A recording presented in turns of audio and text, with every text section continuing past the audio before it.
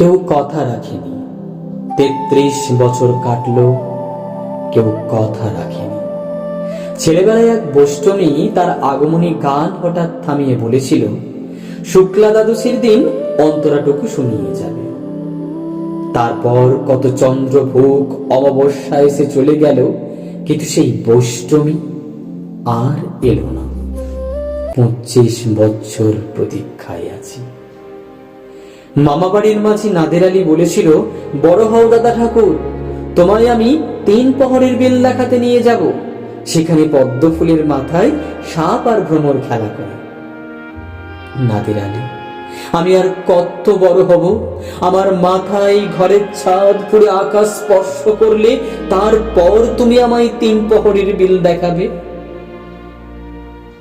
একটাও রয়্যাল গুলি কিনতে পারিনি কখনো। লাঠি লজেন্স দেখিয়ে দেখিয়ে চুষেছে লস্কর বাড়ির ছেলেরা। ভিখারির মতন চৌধুরীদের গেটে দাঁড়িয়ে দেখেছি ভিতরে রাস উৎসব। অবিরল রঙের ধারার মধ্যে সুবর্ণ কঙ্কন পরা ফর্সা রমণীরা কত রকম আবদে হেসেছে। আমার দেখে তারা ফিরেও চায়নি। বাবা আমার কাছে বলেছিলেন, দেখিস একদিন আমরাও। বাবা এখন অন্ধ, আমাদের দেখা হয়নি কিছুই। সেই রয়্যালগুলি, সেই লাঠি লজেন্স, সেই রাস উৎসব আমায় কেউ ফিরিয়ে দেবে না।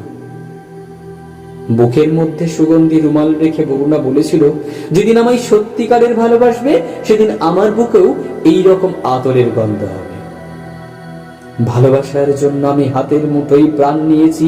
দুরন্ত ষাঁড়ের চোখে বেঁধেছি লাল কাপড়। বিশ্ব সংসার তন্ন তন্ন করে খুঁজে এনেছি ১০৮টা নীল পদ্ম।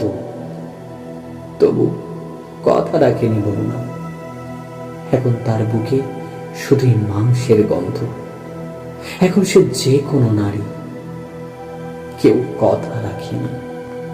৩৩ বছর কাটলো, কেউ কথা রাখে না।